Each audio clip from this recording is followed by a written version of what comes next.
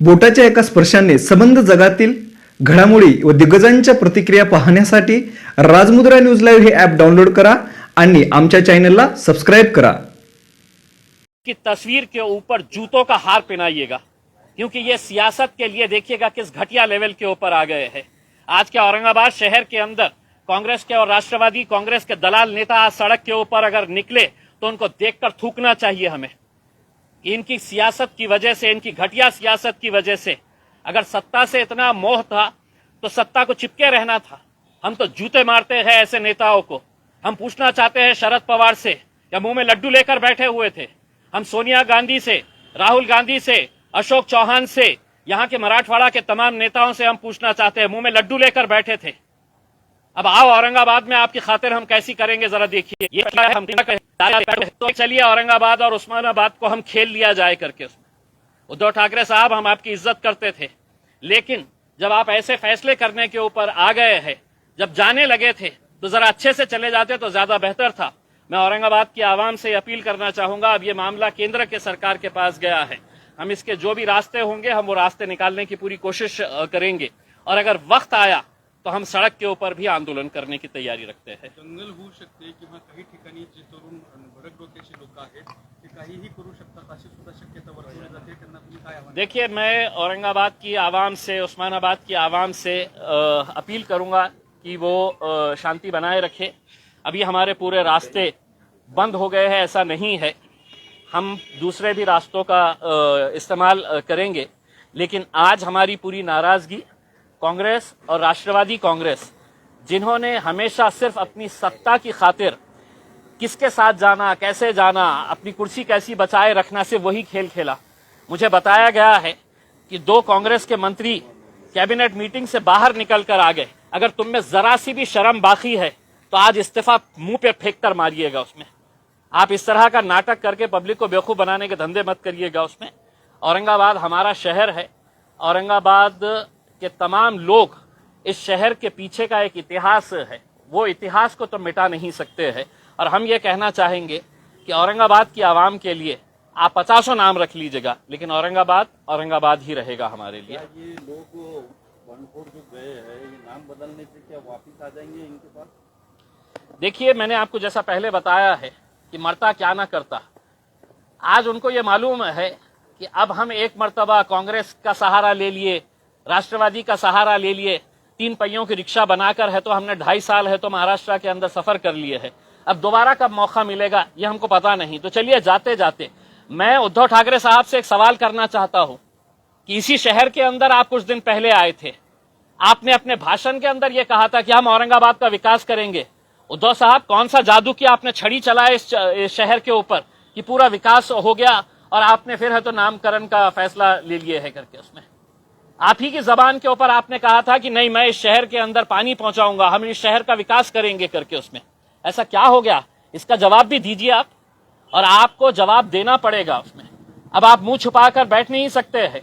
आपको अगर कोरोना अगर हुआ है तो आप है तो इसके ऊपर आइए, ऑनलाइन आकर जवाब दीजिए औरंगाबाद की और उस्मानाबाद की आवाम को। उसमें आपकी घटिया राजनीति की वजह से आप हमारे शहर के अंदर हंगामा नहीं पैदा कर सकते हैं।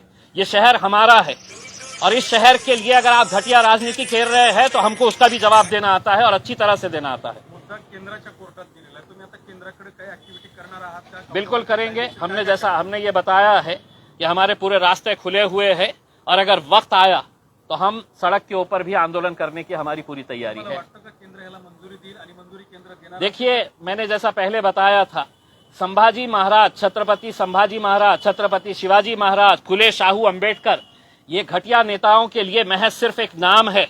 अपनी राजनीति चमकाने के लिए, अपनी दुकानदारी चलाने के लिए सिर्फ ये नाम है। वरना मुझे बताइएगा कि क्या वजह है कि इतने सालों तक आपने पेंडिंग करके रखा था, और जब जाते जाते जब अपना मरने के जैसी हालत हो गई है, अपनी सत्ता गिरने वाली है, तो तब जाकर आप ये खेल खेल लेते हैं। इसमें क्या वजह है आपके? आप ये बताइएगा हमारे को कि अचानक जाते जाते आपको क्यों ख्याल आया। यही तो हम कहते हैं कि आपको संभाजी महाराज से कोई आदर है, सम्मान है, प्रेम है, ऐसा नहीं है। आप उनका नाम लेकर अपनी राजनीतिक दुकान चलाना चाह रहे थे। इसीलिए तो आज आपने ये फैसला अपने फायदे के लिए, अपने राजनीतिक स्वार्थ के लिए लिया है। अब केंद्र सरकार के अंदर गया है, अब केंद्र सरकार ये कहे सोचेगी कि ये फैसला तो कैबिनेट में शिवसेना ने लिया है, अब इसका फायदा हमको मिलेगा या नहीं मिलेगा, तो भारतीय जनता पार्टी भी सोचेगी कि भाई हमने अगर इमीडिएट अगर इसका फैसला ले ले तो इसका क्रेडिट शिवसेना को चले जाएगा। तो संभाजी महाराज से किसी को मोहब्बत है, इनको ऐसा नहीं है। हम तो ये साफ कहते हुए आए हैं कि हम छत्रपति संभाजी महाराज, छत्रपति शिवाजी महाराज, फुले, शाहू, अंबेडकर, हमने कभी भी अपने राजनीतिक स्वार्थ के लिए इन लोगों का नाम नहीं लिया है। ये बहुत महापुरुष है, हम इनका आदर सम्मान पूरी तरह से करते हैं, लेकिन अपने राजनीतिक स्वार्थ के लिए कभी भी इनका नाम का इस्तेमाल नहीं किया है, जो ये राजनीतिक पार्टियां आज तक करते आए हैं। सवाल ये है सर दूसरा कि अभी नाम तो बदल दिया है, लेकिन कांग्रेस और राष्ट्रवादी कांग्रेस के लोगों ने मुस्लिम समाज को, मुस्लिम वोटर्स को धोखा दिया है। देखिए, मैं यही सवाल शरद पवार साहब से पूछना चाह रहा हूं। राष्ट्रवादी कांग्रेस के जितने भी नेता हैं, और खास तौर से मैं औरंगाबाद के उन दलाल नेताओं को कि आज रात में अगर तुम में हिम्मत है तो शहर के अंदर घूम के बताओ। राष्ट्रवादी कांग्रेस के और कांग्रेस पार्टी के जितने भी नेता हैं, मैं तुमको चुनौती दे रहा हूं कि अगर आज शहर के अंदर तुम्हारे में हिम्मत है तो आओ, निकल के बताओ। पुराने शहर के अंदर तुमको हिम्मत नहीं है, तुम निकल नहीं सकते हैं बाहर उसमें, क्योंकि कहीं ना कहीं तुमने लोगों के साथ खिलवाड़ किया है, लोगों के साथ धोखा किया है तुमने। और यही वो आएंगे अब कुछ महीनों के बाद, जब चुनाव होंगे तो इनको जवाब मिलने वाला है, और पब्लिक कैसा जवाब देगी आपको समझिएगा। लेकिन जब तक मैं ये कह रहा हूं, ये जितने भी नेता हैं, इनके बड़े बड़े नेता, इनके फोटोज के ऊपर चप्पलों का हार पहनाइएगा और उसके ऊपर सोशल मीडिया के ऊपर वायरल करिएगा, क्योंकि ये इसी के लायक ही है। अब चंद्रकांत खैरे डांस कर रहे हैं। चंद्रकांत खैरे साहब बिल्कुल अब उनके लिए डांस करने के लिए ही अब वक्त रह गया है, और मैं तो चाहूंगा कि वो एक प्रोफेशनल डांसर बन जाए करके उसमें, क्योंकि अब आगे की राजनीति तो वो कर नहीं सकेंगे, अब सिर्फ डांस करने का है। क्योंकि ये मुद्दा पिछले 25 सालों से चंद्रकांत खैरे साहब के लिए उनकी रोजी रोटी का जरिया था ये। अब ये एक मर्तबा हल हो गया है तो आप क्या करने वाले हैं वो पता नहीं है, तो इसलिए चंद्रकांत खैरे साहब अच्छे ठुमके लगाइएगा। अब आपको आगे इसके बाद है तो सिर्फ ठुमके ही लगाते रहना है। ठीक है, thank you, thank you, thank you. ताज्या घडामोडी पाहण्यासाठी राजमुद्रा न्यूज लाईव्हला सबस्क्राईब करा, बेल आयकॉन प्रेस करा।